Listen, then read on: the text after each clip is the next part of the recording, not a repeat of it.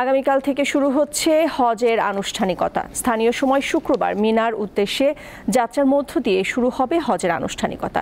এবার বিশ্বের 180টির বেশি দেশের প্রায় 20 লাখ মুসল্লি হজ পালন করবেন। বাংলাদেশ থেকে হজ পালন করবেন 85,257 জন। লাব্বাইক আল্লাহুম্মা লাব্বাইক ধ্বনিতে মুখরিত মক্কার পবিত্র কাবা চত্বর। বিশ্বের নানা প্রান্তের ধর্মপ্রাণ মুসলমানরা আল্লাহ ডাকে সাড়া দিয়ে হাজির হয়েছেন পবিত্র শহরে। তীব্র গরম উপেক্ষা করেই হজের আনুষ্ঠানিকতায় অংশ নিচ্ছেন তারা। 8 জিলহজ শুক্রবার ঈশার নামাজের পর মিনার উদ্দেশ্যে যাত্রা শুরু করবেন হজ যাত্রীরা। তার আগেই তাদের তাঁবুর শহর মিনায় নিয়ে যাবেন মুয়াল্লিমরা। মিনায় পৌঁছে ফজর থেকে শুরু করে এশা পর্যন্ত 5 ওয়াক্ত নামাজ আদায় করবেন নিজ নিজ তাঁবুতে।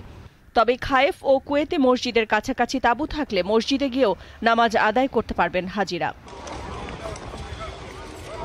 9 জিলহজ আরাফাতের ময়দানে অবস্থানের দিনকেই হজের দিন বলা হয়। এদিনের নাম ইয়াউমুল আরাফা। চলতি বছর আরাফাতের ময়দানে হজের খুতবা দেবেন মসজিদুল হারামের ইমাম ও খতিব শায়খ ডক্টর মাহের বিন হামাদ বিন মুয়াক্কাল আল মুয়াইকিলি। একই সঙ্গে মসজিদে নামিরাতে নামাজও পড়াবেন তিনি। 10 জিলহজ মিনায় প্রত্যাবর্তনের পর হাজিরা শয়তানকে পাথর নিক্ষেপ, আল্লাহর উদ্দেশ্যে পশু কোরবানি, মাথা মুন্ডন এবং তাওয়াফ জিয়ারত করবেন। 11 ও 12 জিলহজ প্রতিদিন 7টি করে প্রতীকী শয়তানকে পাথর নিক্ষেপ করবেন হাজিরা। সবশেষ কাবা শরীফে বিদায়ী তাওয়াফের মধ্য দিয়ে শেষ হবে হজের আনুষ্ঠানিকতা। এবার বিশ্বের 180টির বেশি দেশের প্রায় 20 লাখ মুসল্লি হজ পালন করবেন।